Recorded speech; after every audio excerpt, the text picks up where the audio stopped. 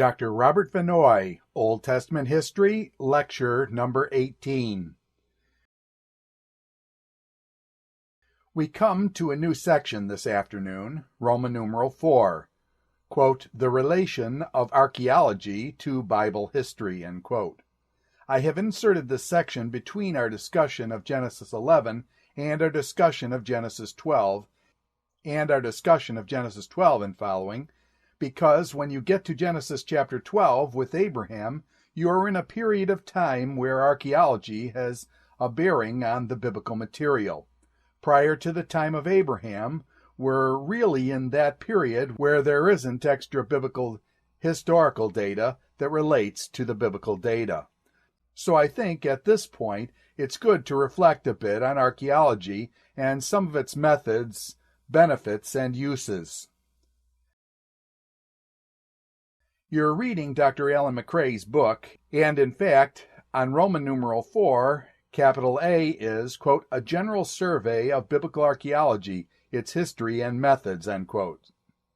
I'm not going to do that in class lecture. I'm leaving that for your reading of the McRae booklet, to fill in at least a brief summary of the history and methods of archaeological research. What I do want to treat is B, quote, the role of archaeology in assessing the historical statements of the Bible, end quote, because I think it's important to deal with the methodology. How do we deal with archaeology? What's its function in relation to our biblical studies? I'll begin there with B, quote, the role of archaeology in assessing the historical statements of the Bible, end quote. Certainly archaeology has done a great deal to increase our understanding of the Bible. I don't think there's any question about that. We know a lot more about biblical times today than we did 100 years ago because of the results of archaeological research. But I think it's important to put the role of archaeological research in biblical studies into proper perspective. What I mean by that is, what is it that archaeology can and cannot do? I think sometimes too much importance has been given to archaeology. It is important, and I don't want to minimize that. But sometimes too much importance has been given to archaeology, and that's done from two radically different perspectives. You will find that often critical scholars who don't have a view of the historical trustworthiness of Scripture will use archaeology to suggest that statements in the biblical text that are not confirmed by archaeological findings are suspect, and in some cases it is said that archaeological findings have proven that the Bible is inaccurate and what's recorded there didn't actually happen. That's on the one side of the coin from the critical approach, where they either consider a statement suspect or there are historical inaccuracies because of the findings of archaeological research. On the other hand, you have conservative scholars who have utilized archaeological research as proof of the Bible's accuracy. There are a number of handbooks that suggest that archaeology has proven the Bible to be true. In some instances, I think the archaeological evidence has corroborated and substantiated biblical statements. There are also cases, however, where conservative scholars have claimed archaeology has shown us that the Bible is true when it's turned out later that this particular interpretation of the archaeological data has been modified, changed, or reversed. The use to which it was being put then no longer really holds, because the interpretation of the data was something that was possibly questionable, or later, with more evidence, the data has been reinterpreted or revised. So I think it's important that we don't elevate archaeological research to a position where, quote, scientific results, end quote, rule over the Scripture in an unwarranted way, especially in the interpretation of Scripture. Archaeological findings do not always provide the last word on questions of historical interpretation, and I think there's a misconception there. People often ask, quote, did this really happen or not, end quote, then propose, quote, let's go to the archaeologists. Let's let the archaeologists tell us the answer, end quote. It is important to realize in many cases, not in every case, but in many cases, archaeologists do not speak with unanimity in their own conclusions. In other words, one archaeologist is going to say with respect to the interpretation of certain findings that this is what it means, and another archaeologist is going to say something else. There is not unanimity on many cases of interpretation of data by archaeologists themselves. So it's not as if in some unified way archaeology tells us something. It is more complex than that. That being the case, I think we need to develop an understanding of how archaeology can function as an aid in biblical studies and interpretation. It really can be of use, but we need to understand how it can do that without either expecting too much from it on the one hand or minimizing its importance on the other hand. You can go both directions with it. What you need is a critical balance kind of understanding of how archaeological data can function in biblical interpretation. We need to have carefulness in drawing conclusions from archaeological findings as it relates to Scripture. Now, in view of that, I want to call your attention to two things that are posted as 1 and 2 on your outline sheet. I think there are two principles here that go a long way on helping us get the correct perspective. I think these are very important.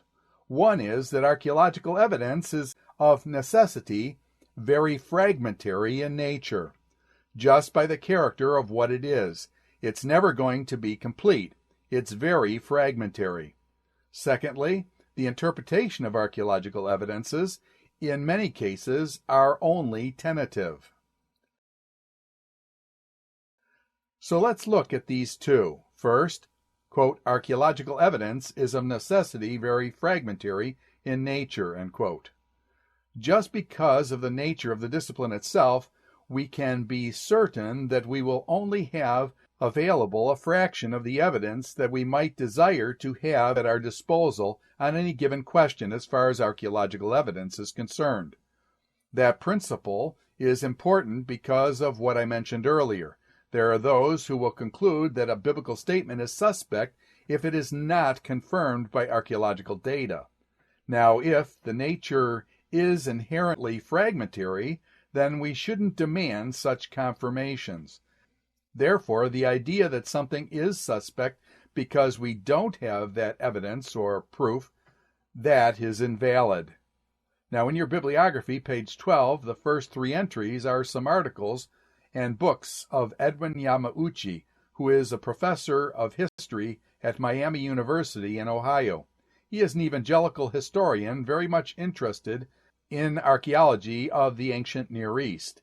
In his article, quote, The Stone, Scripts, and Scholars, end quote, as well as in chapter 4 of the next book, quote, The Stones and the Scriptures, end quote, and in the article on, quote, archaeological confirmation suspect elements in classical and biblical traditions, end quote.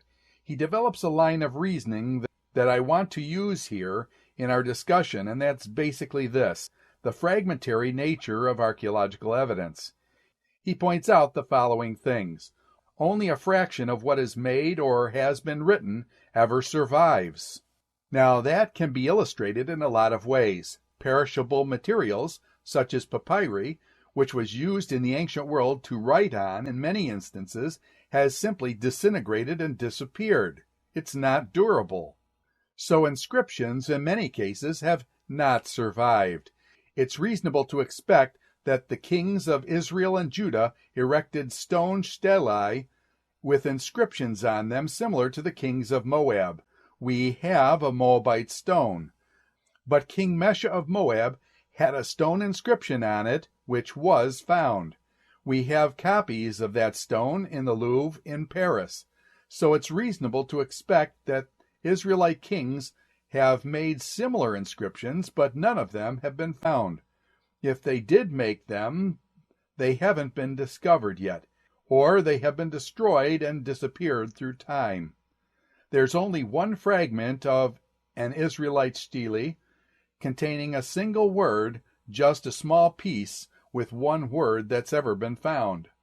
Another example is there were hundreds of synagogues in Palestine in the New Testament era, but only one synagogue from before 70 AD has been discovered, the one in Capernaum, which we're certain there were many, have not been discovered. Now, there are a lot of illustrations of that sort of thing, but only a fraction of what is made or has been written survives. Part of the reason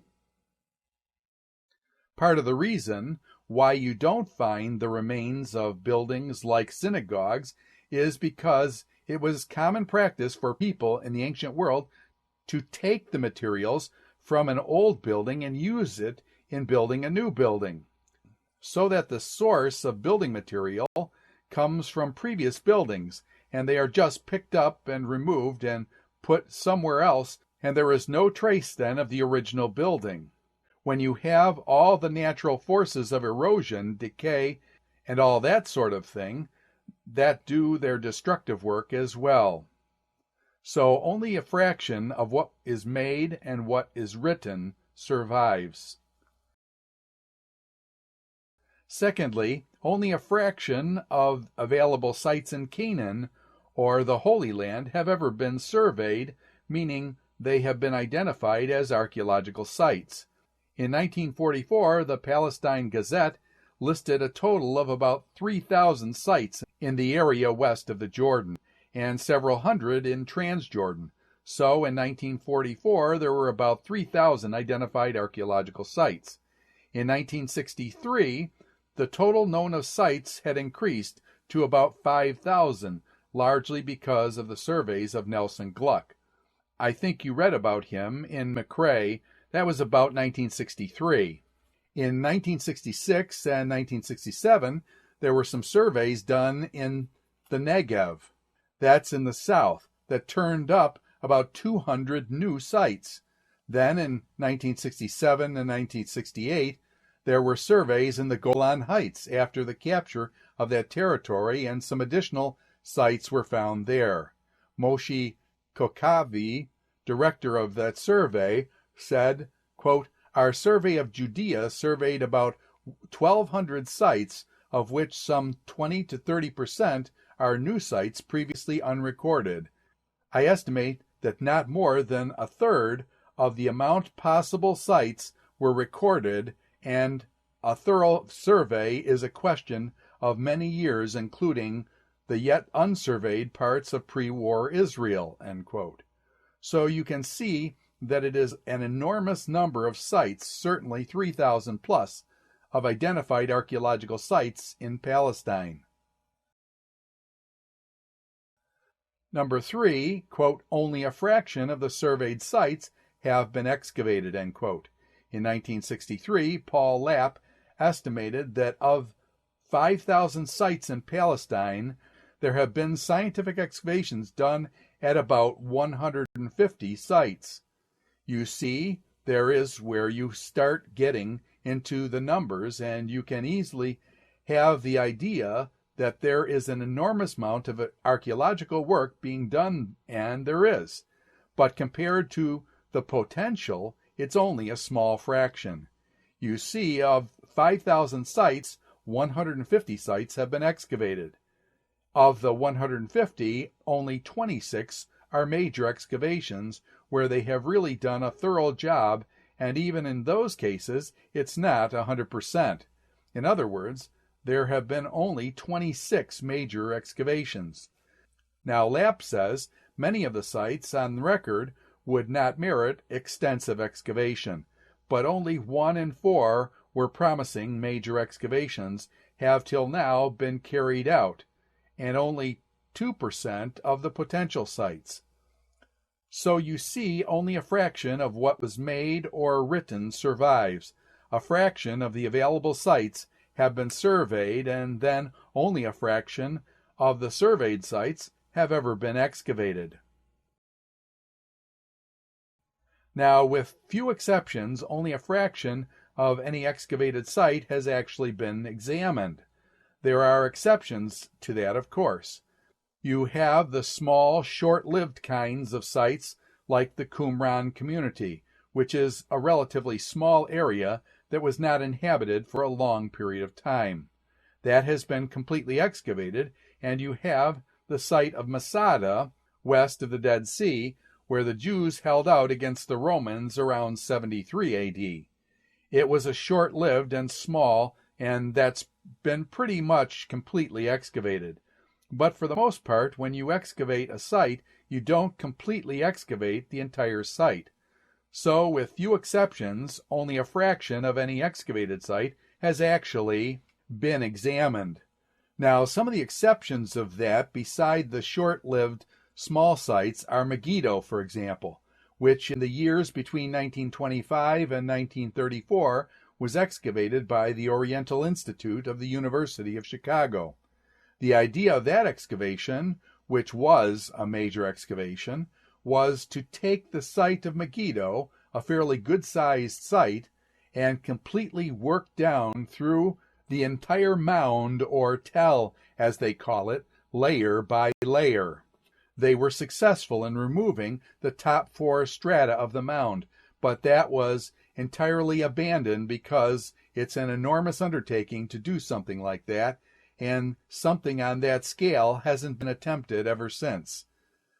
But that means that any excavation is almost bound to miss important finds, because what they will do is select a section where they think that maybe there was a gate to the city here or an important building there, and they will dig in at that place.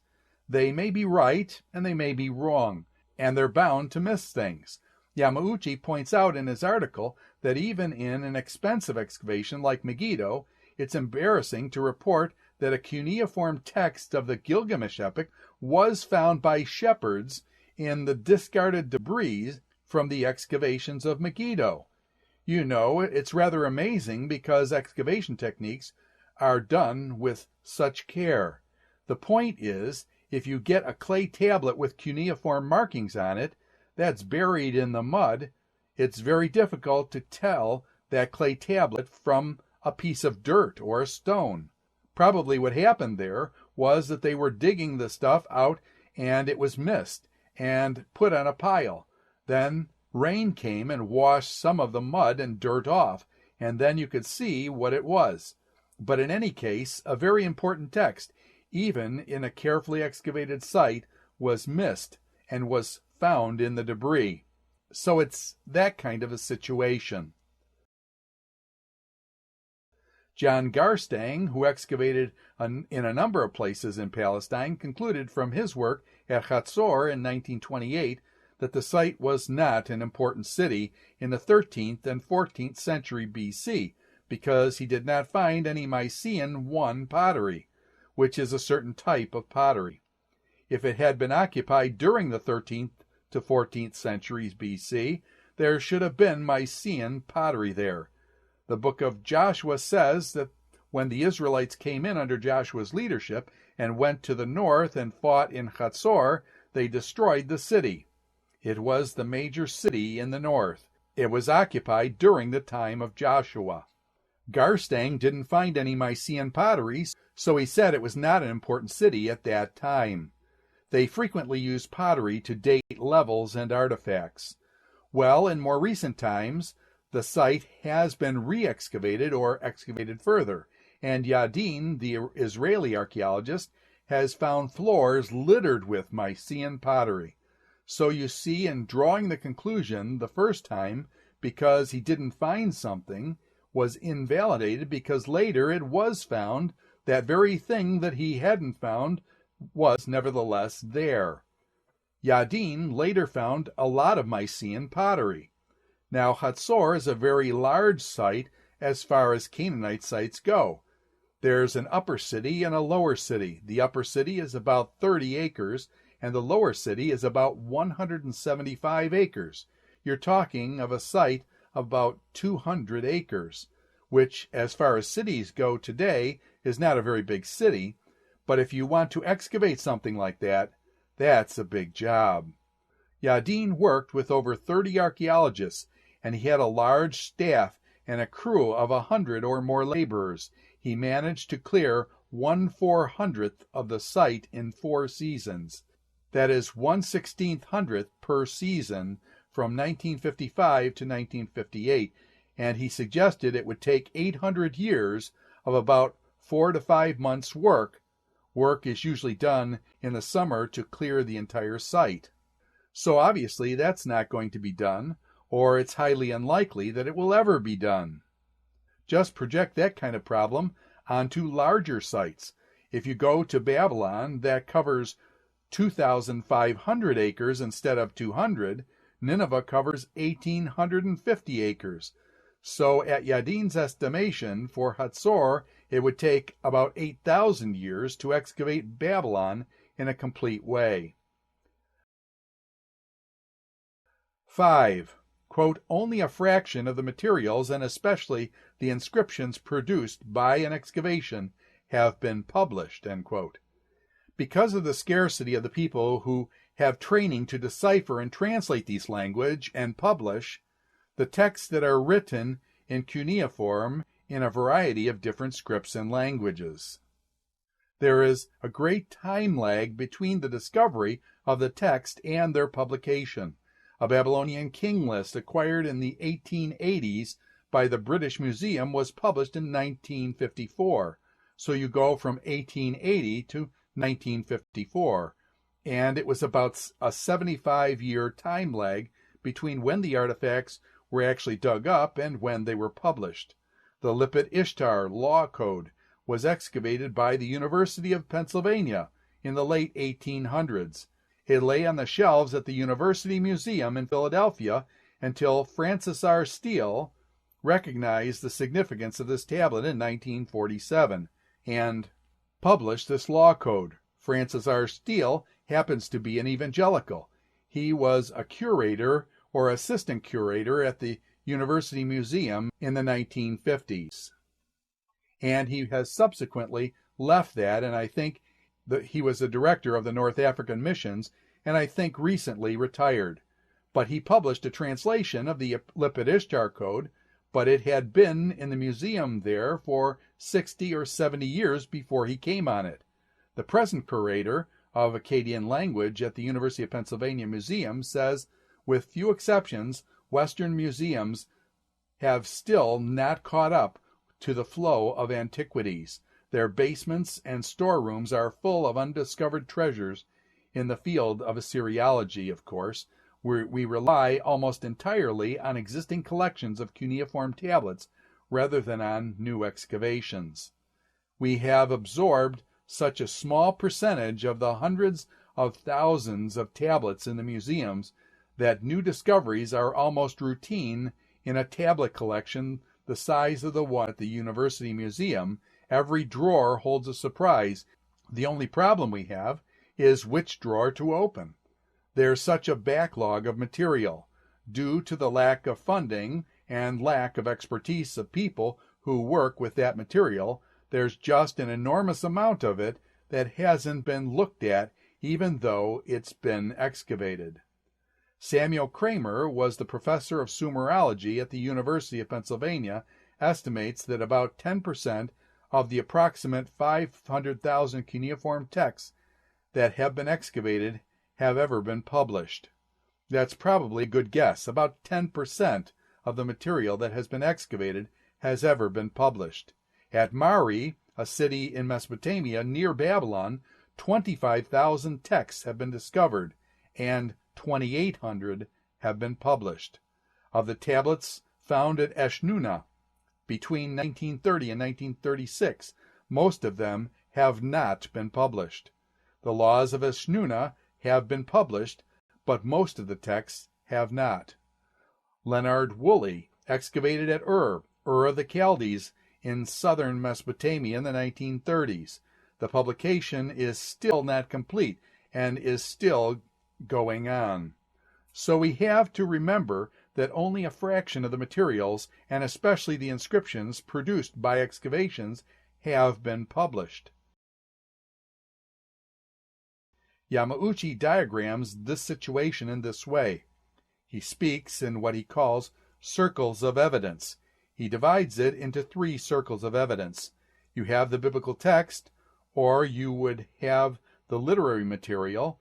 If you're not talking about the biblical text, you could be talking about other classical literary texts. Then you have the literary remains and material remains. Archaeological findings are basically of 2 types. Material remains, that is, buildings, monuments, pottery, statues, things of that sort, and literary remains, which would be writings on various kinds of materials, legal documents, letters, court annals, poems, all types of literary remains.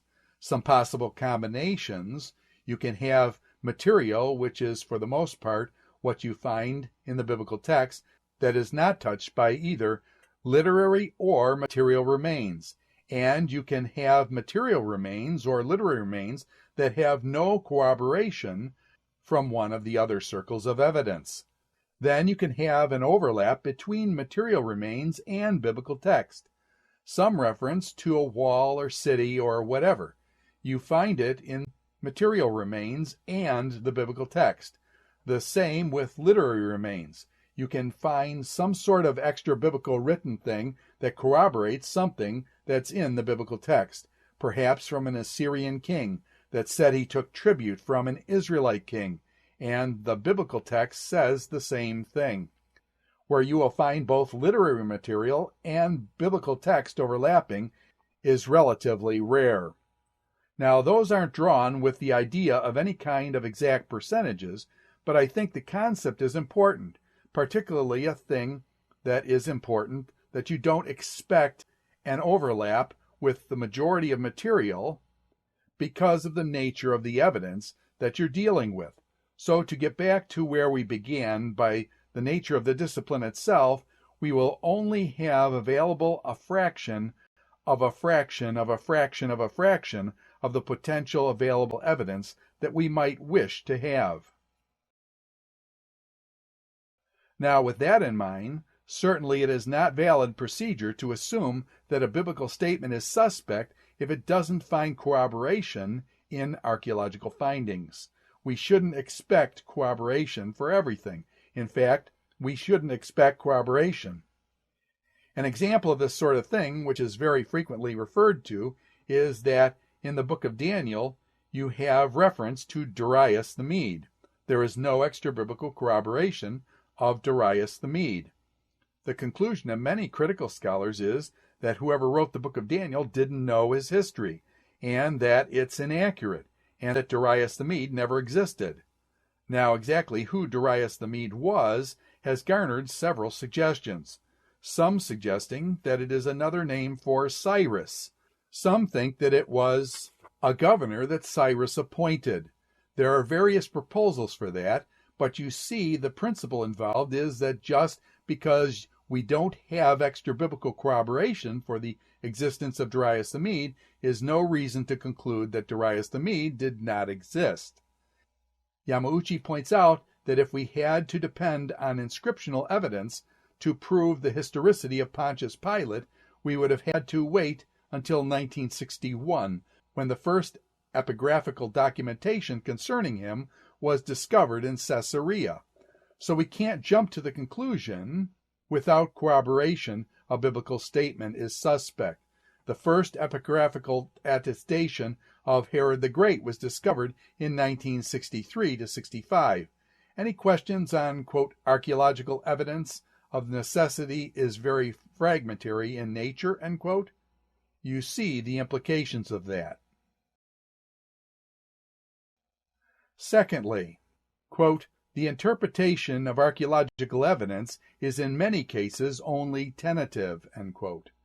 Now, I think that is another very important principle, because it's often the case that interpretation of archaeological evidence is subject to revision or reinterpretation in light of additional evidence. That means that with the interpretation of archaeological evidence, you have to be very careful. It's an area where caution is extremely important, and I think that that has application in the area both with respect to what certain critics have claimed shows the Bible to be inaccurate or historically unreliable from archaeological evidence, as well as those things which conservative scholars have used to say prove the accuracy of Scripture. I think the thing to keep in mind here is that different types of archaeological evidence have to be read with different degrees of certainty concerning their interpretation. There are different types of evidence and interpretations of the evidence depending on the type of evidence. It may range from doubtful to possible to probable to certain, a whole spectrum depending on the nature of the evidence. Now, some things can be quite clear. You can get a written statement that leaves very little to interpretation, as it is quite clear what it says. But you can unearth some building or structure and not be sure what it is. When there is nothing written, you don't know exactly what the date of it is. You don't know exactly who built it. You don't know exactly what the purpose of the thing was. You have to be careful about the interpretation of that kind of material.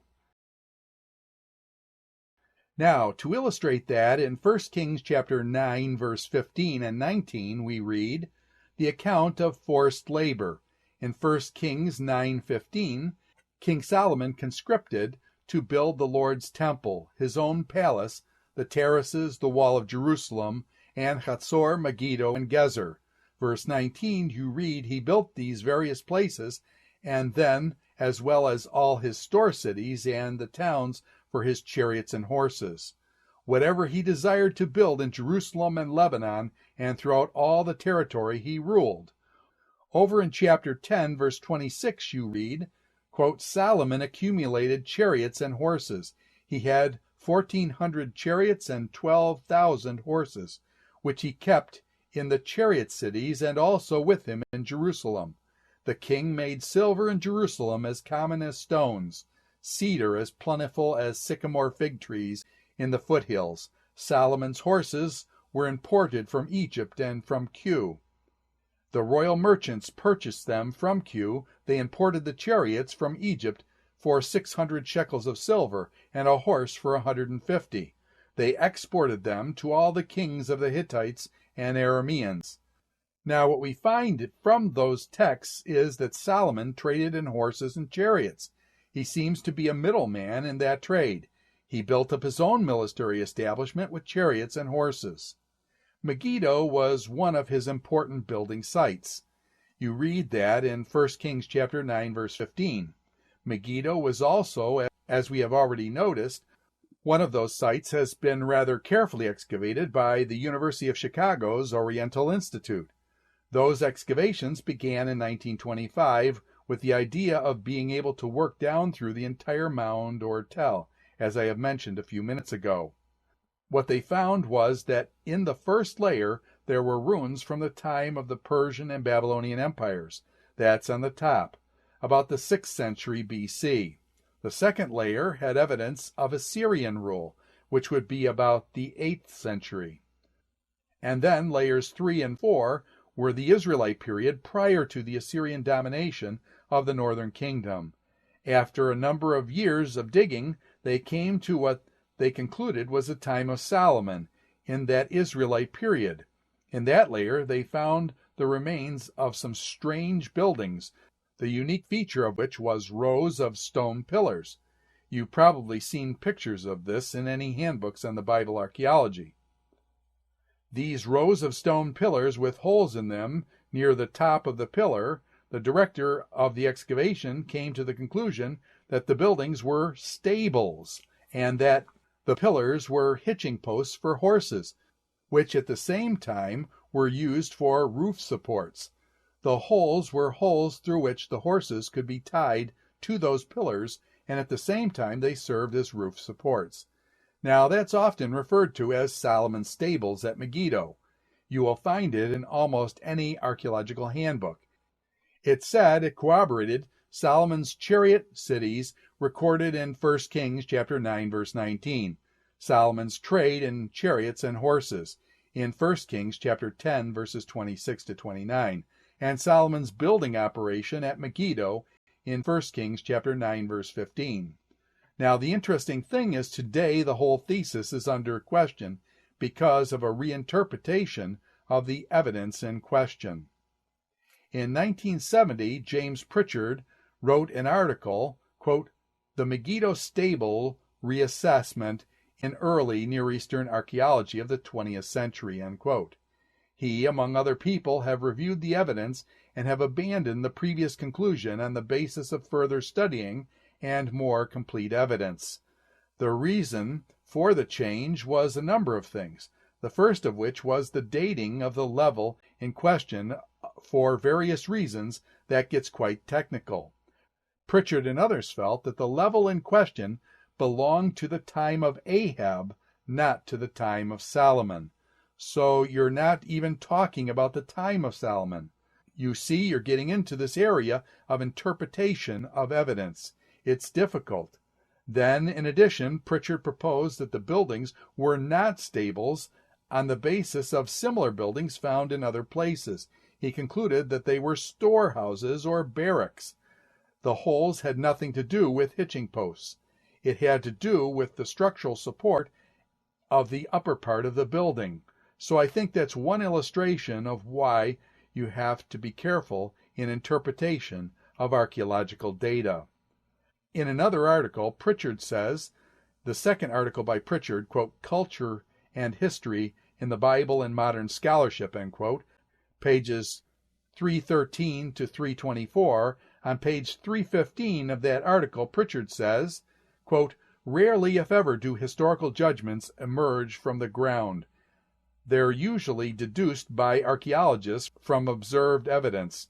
Such tangible objects as pots, walls, floors, etc., take on meaning for history only as the context in which they are found can be controlled, identified, and related to other contexts by the excavator and his colleague. This process of interpretation involves opinion, common sense, and logic. To remember these human variables, the components of any archaeological equation, is to guard against an unwarranted authoritarianism," end quote. In other words, what he's saying is these answers to these historical questions just don't pop out of the ground. Archaeologists have to work with the material, and they have to make judgments. Their opinions come into play, and there's a lot of tentative conclusions that are drawn, and you have to be careful in using those conclusions. There's another illustration of a shift in interpretation of a rather familiar finding of archaeology with respect to corroboration of biblical material. This one has to do with the discovery of what is known as Solomon's copper mines and the smelting furnaces. In the late 1930s, Nelson Gluck explored the area south of the Dead Sea near Ezion-Geber. Ezion-Geber is right on the coast of the northern arm of the Red Sea near the cities of Aqaba or Eilat. What he discovered there was that there were rich veins of copper and iron ore in that territory. He found that ore was mined during the time of Solomon and even later. He found remains of copper molds, copper slags, all around the area near Ezion-Geber. Gluck expected to find ruins there of Solomon's seaport. If you look at 1 Kings chapter 9, verse 26, you read, King Solomon built ships at Ezion-Geber, which is near Eilat on the shore of the Red Sea. Hiram of Lebanon sent his men, sailors, into the sea to serve in the fleet of Solomon. He was looking for some kind of evidence of the navy that Solomon had established there at Ezion-Geber. He didn't find it, but he did find what he thought was a smelting furnace or refinery. Even though he didn't find evidence of a seaport there, it's reasonable to conclude that Solomon was involved in copper smelting, and perhaps he was using the copper smelting in his trade for bringing things back and then taking them across the desert to Jerusalem. But we'll get into some of that later. But what he thought was the smelting furnace seems to have turned out to be something else as well. Reinterpretation of evidence. But we'll look at more details of that tomorrow.